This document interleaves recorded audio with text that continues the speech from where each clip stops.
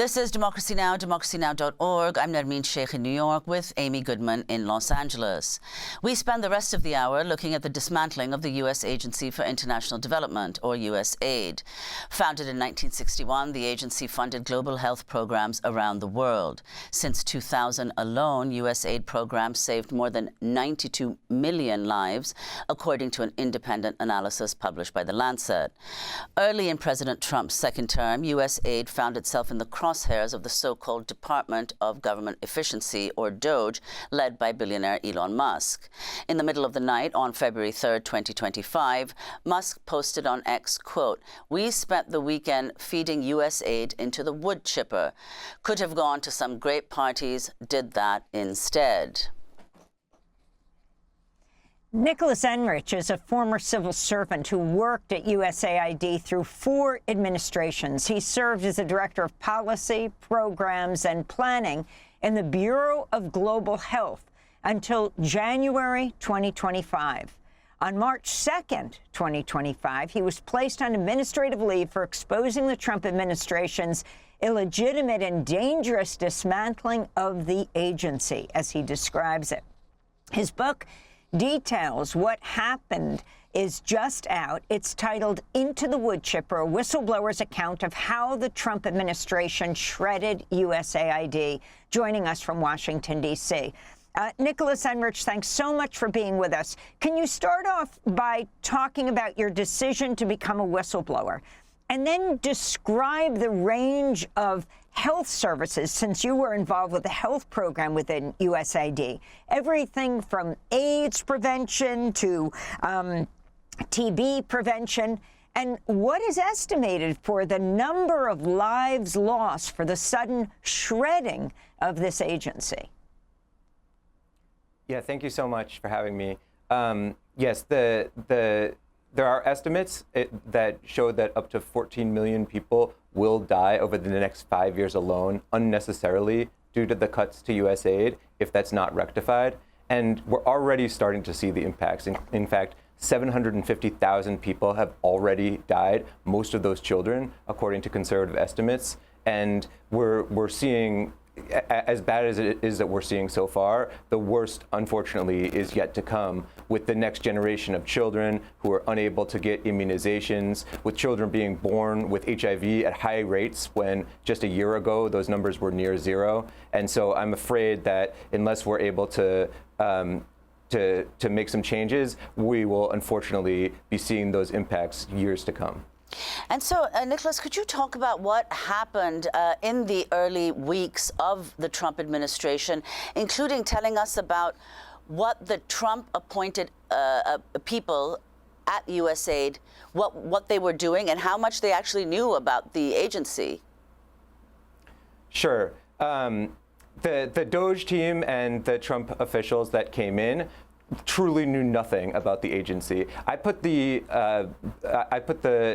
Trump officials into 2 categories: those who were cruel and those who were buffoons. And most of the DOGE team that came in fell into that second category. These were people who were uninformed, unqualified, and truly knew nothing about the agency that they had been tasked with dismantling, and ignored the warning of experts that this would put millions of lives at risk. Then your decision to write this book, why did you feel you needed to write an entire book? You wrote that memo explaining what had happened. Tell us about the book and your decision to write it.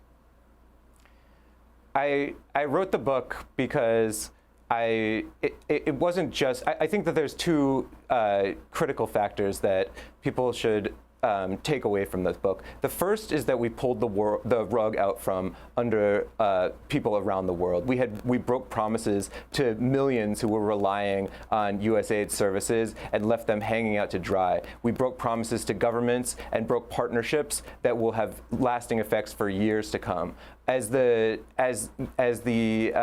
legacy of Trump's administration and foreign policy becomes clear, I think when the dust settles, we'll see that the dismantling of USAID ends up being one of the most impactful in a terrible way impacts of his entire legacy. But the other reason that I wrote the book was that maybe it's too late to save USAID, but there are other agencies, other institutions in the United States that are hanging on by a thread. And at a time that more Americans are feeling that something is fundamentally broken in our democracy, I wanted to tell this story to remind readers that normal people can make important choices every day. And when people see things that they truly believe are not okay, they're being asked to do things that are illegal. And this is inside the government or in everyday life, whether you're working at a university or working at a law firm or just a neighbor who sees neighbors getting picked up on the streets by masked ICE agents.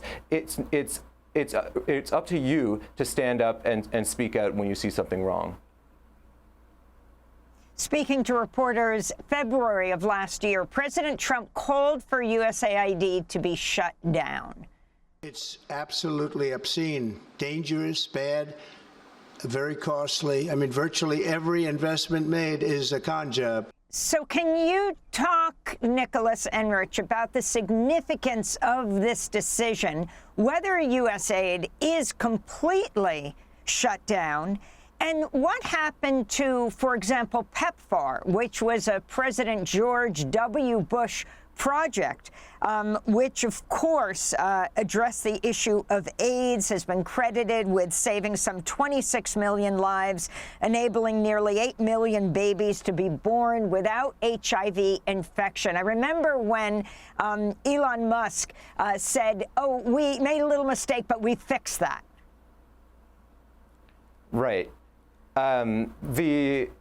The decision to dismantle USAID was made by people, as I mentioned, who really knew nothing about the agency. And we would warn them on a day-by-day basis. And I think one of the things that I wrote this book about was to expose however bad viewers might think that from the outside that things were inside of USAID, they were far, far worse. These were people who ignored warnings that were specific to U.S. national security. For example, there was an outbreak of Ebola happening in Uganda at the time that USAID was being dismantled. And while I knew we couldn't start a robust outbreak response that we usually have because of everything that was being dismantled, there were a few key activities that I really felt that we needed to do. And they would not even let us screen passengers at airports that were traveling on international flights onwards to the United States to make sure that they had Ebola, that they did not have symptoms of Ebola. So that was a real risk to U.S. national security.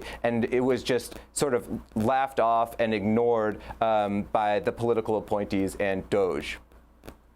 Enrich, one of the things, one of a very prominent member of Trump's cabinet, Secretary of State Marco Rubio, had initially been a great enthusiast of USAID, but ultimately went along with what the Trump administration overall was planning to do with USAID. What do you think accounts for that change? Yeah, Marco Rubio was one of the biggest supporters in his previous career in the Senate and beyond of USAID. So when he was announced as the Secretary of State, the staff at USAID breathed a collective sigh of relief, thinking that while there might be policy changes coming, the core programs would be saved, because Marco Rubio recognized that there was a value to Americans of providing foreign aid and international development assistance. Since then, however, I can't speak for him, but what I can say is that his comments that he's made about USAID, that the staff were insubordinate, that no one has died because of the cuts to USAID, have been complete untruths. And what we've actually seen is a dissolving of the exact programs that Marco Rubio was once a supporter of. And Nicholas, could you talk about, our earlier segment was about Sudan, the fact that the war is entering its 4th year. If you could talk about what the effects have been of U.S. aid cuts in Sudan, which is facing the worst humanitarian crisis in the world. Sure. Sudan, unfortunately, is one of the most glaring examples of what happens when the world's richest man is killing the world's poorest children. There are people in Sudan, displaced people and refugees whose only access to healthcare and nutrition was through USAID support and services. And so we very rapidly started hearing horrible stories about families walking all day to get to a health clinic that had the USAID logo on the side of the building, only to find it shuttered. Were unable to get access to food supplements and ended up having to go home at the end of those days and make the harrowing decision of which of their children to feed. And finally, Nicholas, if you could talk about the fact that all of this is happening, the cuts in U.S. aid are happening at the same time as all wealthy countries have massively cut down on their overseas aid. Right. That is a compounding problem that we're seeing a decline in foreign aid around the world that has precipitated from the cuts to USAID. And I'm afraid, again, it's not just the impacts that are happening right now. USAID and other forms of international development built partnerships and long-lasting support and allies around the world. President Obama said that for most people around the world, USAID is the United States. And I'm afraid to think about how the world looks at the U.S. after USAID is gone. And I'm afraid that our cuts, our broken promises, will actually turn countries who had once been our partners to look for support from adversaries like Russia or China and eliminate the support that we have built over all these decades. Nicholas Enrich, I want to thank you for being with us. New figures show Germany has for the first time surpassed the United States in overseas aid. Overseas aid from wealthy countries overall plummeting by 25%. Nicholas Enrich, former USAID official and author of the new book, Into the Wood Chipper, a whistleblower's account of how the Trump administration shredded USAID. And that does it for our show. I'm here in Los Angeles for the theatrical release of the new documentary, Steal This Story, Please, directed by Tia Lesson and Carl Deal. I'm here with Carl Deal in Los Angeles. Tomorrow afternoon and evening, we'll be at a KPFK fundraiser at the Laemmle Royal in West L.A., doing fundraisers at 1:10 and 7:10, the screening of the film followed by Q&A. Then we're headed to San Francisco with Tia Lesson, the co-director. We can't wait to see people at the Roxy and in Berkeley and San Rafael. I'm Amy Goodman with Nermeen Sheikh.